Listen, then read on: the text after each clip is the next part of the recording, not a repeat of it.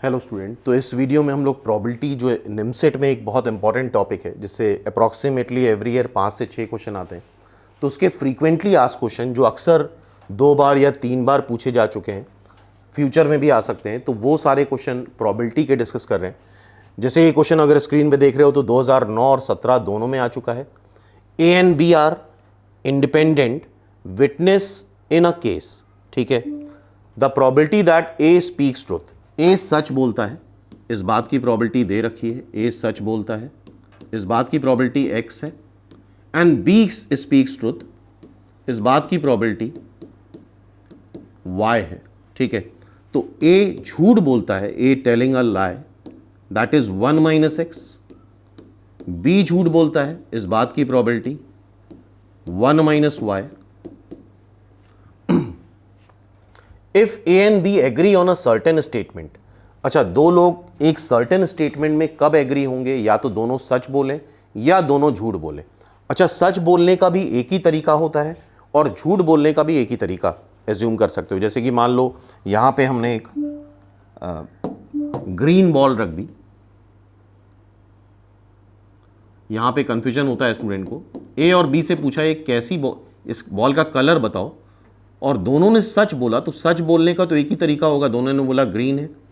लेकिन झूठ बोलने का भी एक ही तरीका है, क्योंकि झूठ इनफाइनाइट तरीके से बोला जा सकता है कि ये बॉल ही नहीं है, या ये रेड बॉल है, या ब्लू बॉल है, या वाइट बॉल है। तो झूठ बोलने का भी एक ही तरीका है कि इट इज़ नॉट ग्रीन, इस बात को ध्यान रखना, ये ग्रीन नहीं है। क्लियर है? तो सच बोलने का भी एक तरीका और झूठ बोलने का भी एक तरीका। सो इफ दे रखा है दोनों एग्री है on a certain statement, then the probability that statement is true, मतलब वो सच बोल रहे हो। देखो तो यहां पे ये क्वेश्चन तुम्हारा बन गया बेस थ्योरम का। यहां पे ओवरलैपिंग इवेंट क्या है, या तो दोनों सच बोलेंगे या दोनों झूठ बोलेंगे, और इस केस में दोनों एग्री हैं, मतलब एग्री होना is the overlapping event. Agree तब भी हो सकते हैं जब दोनों सच बोल रहे हैं, और एग्री तब भी हो सकते हैं जब दोनों झूठ बोल रहे हैं। तो A means both are agree,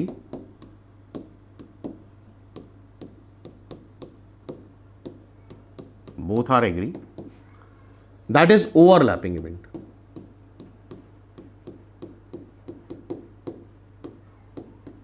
ये एक ओवरलैपिंग इवेंट है, ठीक है। तब इस बात की प्रोबेबिलिटी बतानी कि स्टेटमेंट ट्रू है। स्टेटमेंट ट्रू है मतलब दोनों सच बोल रहे हैं, इसका मतलब इसमें से एक इंडिविजुअल की प्रोबेबिलिटी बतानी है।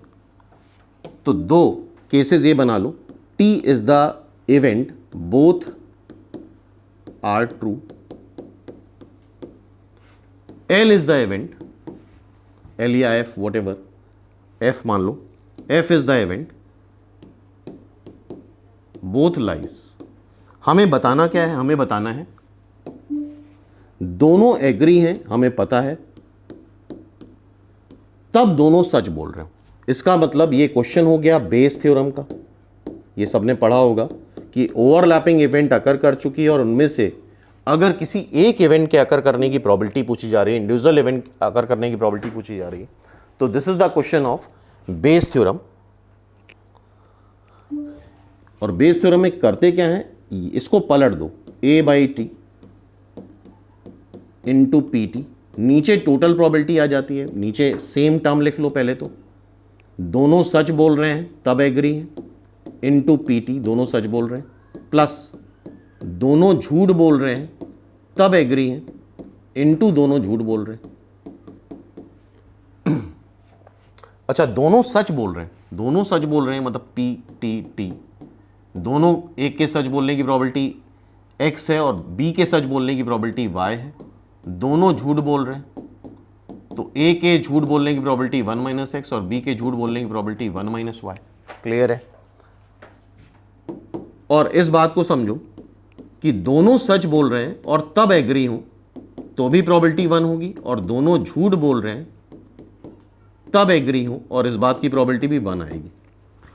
सो दोनों सच बोल रहे हैं और तब एग्री है, इस बात की प्रोबेबिलिटी 1, और दोनों सच बोल रहे हैं that is X into Y.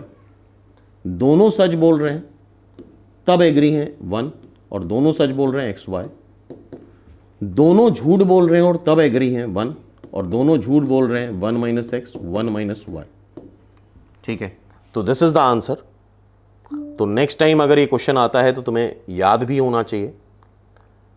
So its answer is X Y 1 minus X into 1 minus Y. तो ये 2 बार आ चुका है, आगे भी आ सकता है question. So its answer is a simple. ठीक है, तो ये क्वेश्चन अगर नेक्स्ट टाइम पे आया तो आई होप स्टूडेंट कर सकते हैं। नेक्स्ट क्वेश्चन करते हैं। ये टाइप भी 2 से 3 बार आ चुका है, और इवन सेम क्वेश्चन देख रहे हो 2009 में भी आया और 17 में भी आया है। A and B are two events such that PA union B का whole bar is equal to 1/6। Clear है? इसको अगर मैथमेटिकली सॉल्व करें, PA यूनियन B का होल बार को तुम लिखोगे 1 minus PA union B, that is 1/6। यहां से PA यूनियन B आएगा 5/6। ठीक है, PA बार दे रखा है, PA इंटरसेक्शन B दे रखा है,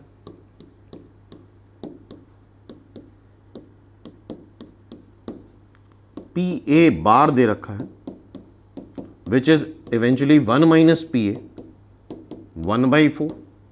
तो PA आ जाएगा तुम्हारा 3/4। ठीक है, अब PA यूनियन B क्या होता है? हमें इवेंट्स का नेचर बताना है, म्यूचुअली एक्सक्लूसिव है,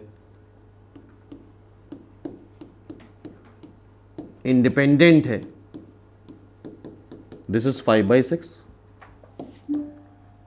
PA तुम्हें पता है 3/4, PB हमें निकालना है, PA इंटरसेक्शन B हमें दे रखा है 1/4, 5/6।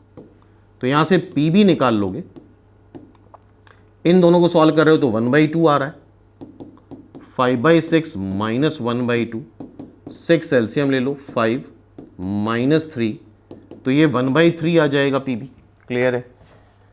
PA इंटरसेक्शन B 1/4 है, इसको तुम अगर ये PA इंटू PB के बराबर हो जाए तो तुम्हें पता है अगर PA intersection B PA into PB के बराबर हो जाए तो दैट इज इंडिपेंडेंट इवेंट्स। तो PA तुम्हें 3/4 पता है, PB हम निकाल चुके हैं 1/3 विच इज फाइनली 1/4, और PA इंटरसेक्शन B 1/4 ही है। इसका मतलब A और B इवेंट्स कैसी हैं? इंडिपेंडेंट है। और इक्वली लाइकली किसको बोलते हैं? इक्वली लाइकली का मतलब दोनों की प्रोबेबिलिटी सेम आए। तो PA की प्रोबेबिलिटी आ रही है 3/4, PA इज 3/4 और PB इज 1/3, तो इक्वली लाइकली नहीं है। इक्वली लाइकली इवेंट्स तब होती हैं जब दोनों की प्रोबेबिलिटी सेम आए, hence it's answer is A।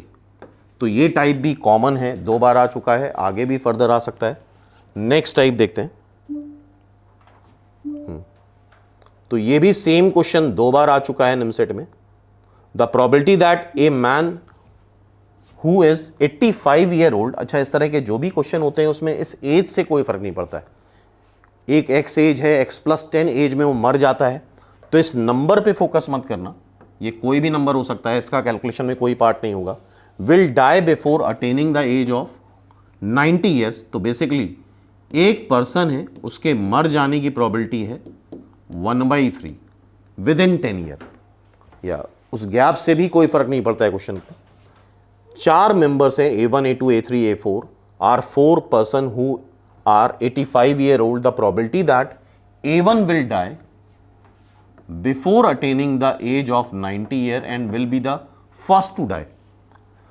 तो ये क्वेश्चन 2 बार इसमें तो आ चुका है, डिफरेंट एक अलग डेटा से, n पर्सन्स थे वहाँ पे, कंसेप्ट वही है, वहाँ पे भी वो ये क्वेश्चन 2 बार आ चुका है, तो ये समझना ज़रूरी है, आगे भी आ सकता है। तो A1 will be the person, first person who will die। तो हम इस बात की प्रोबेबिलिटी निकालते हैं, कितने लोग हैं? 4 पर्सन्स हैं,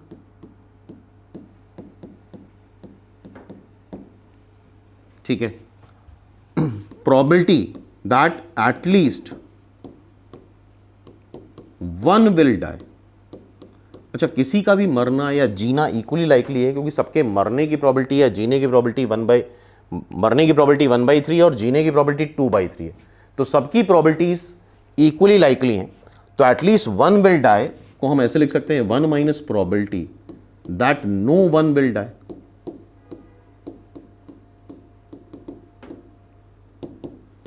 चार पर्सन है, सबका जीना मरना इंडिपेंडेंट है, मरने की प्रोबेबिलिटी 1/3, तो नहीं मरने की प्रोबेबिलिटी 2/3। सो 1 माइनस पहला पर्सन मर जाए 2/3, दूसरा मर जाए 2/3, तीसरा मर जाए 2/3, और इसको इस तरह से भी लिख सकते हो 1 माइनस 1/3 की पावर 4। ठीक है, और यहां पे एक स्पेसिफिक दे रखा है कि A1 will be the person who first to die. सबका चूंकि जीना मरना इक्वली लाइकली है, तो probability that A1 will be the person first to die.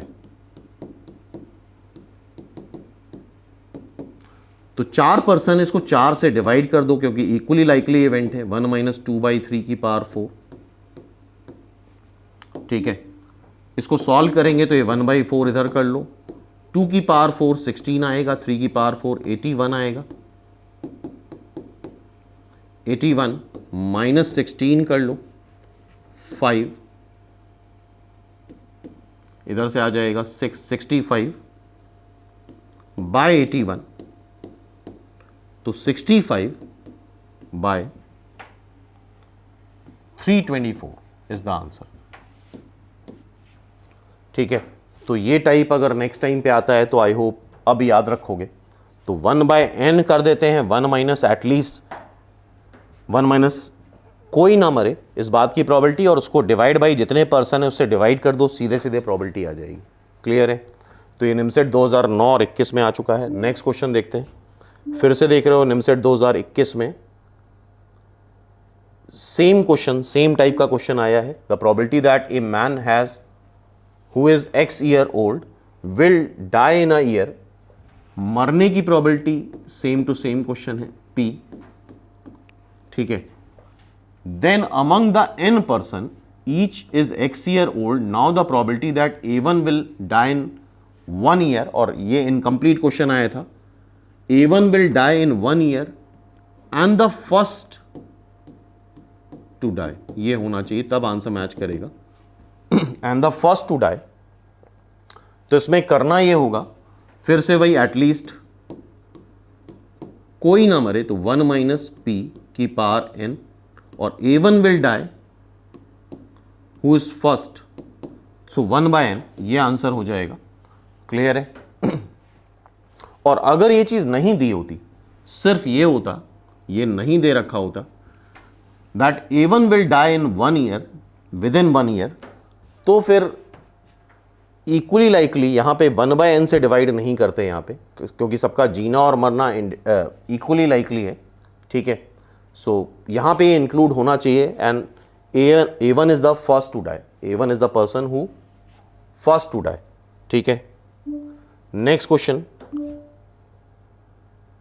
ये क्वेश्चन भी निमसेट 2008 में आ चुका है, आगे भी फर्दर आ चुका है, आ सकता है, और जेई का भी क्वेश्चन है, IIT जेई में भी आ चुका है question. A pair of unbiased die roll till a sum of either 5 और 7 is obtained, the probability that 5 comes before 7। तो ये एक बड़ा अच्छा क्वेश्चन है, ध्यान से देखना। ए pair of dice, pair of dice मतलब 2 डाइस हैं, 2 डाइस अगर हैं, थ्रो करते हो तो 6 × 6 36 वेज होंगे। 5 आने के लिए केसेस बना लो।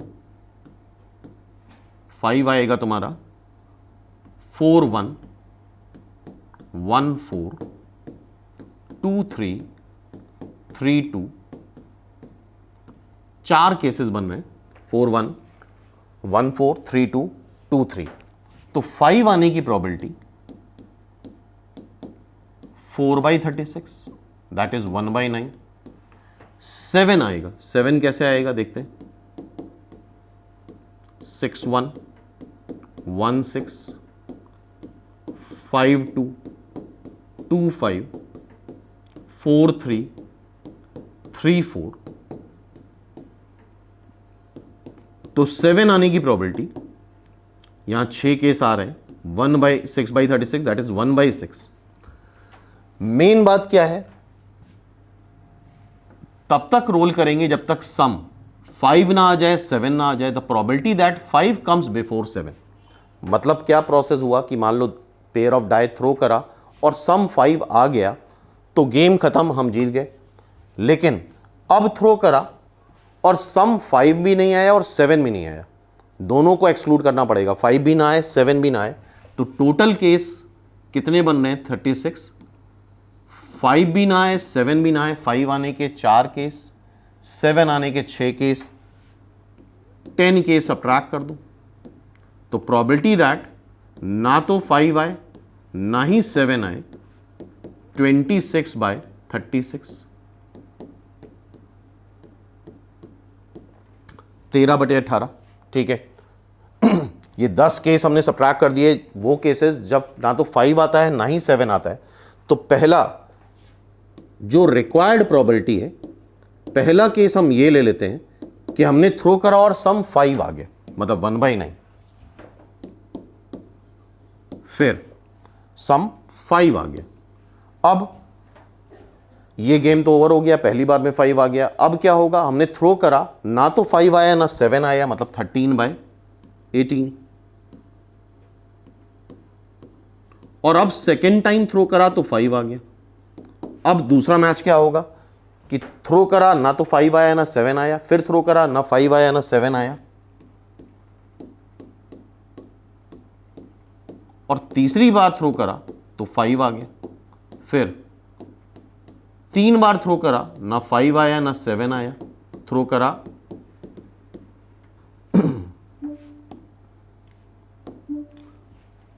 क्या आ गया, 5 आ गया। तो ये इनफाइनाइट जीपी बन रही है, जिसका फर्स्ट टर्म है 1/9, कॉमन रेशियो है 13/18 का स्क्वायर।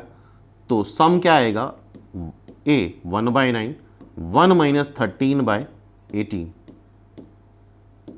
पूरा सॉल्व कर लेते हैं इसको, 13/18 ये आ जाएगा तुम्हारा 5/18, 18/9 into 5, 2/5। B is the answer. तो उसका आंसर क्या हो गया, बी 2/5। तो आई होप ये टाइप समझ में आ रहा होगा कि किस तरह से ये प्रोबेबिलिटी के क्वेश्चंस करने हैं हमें।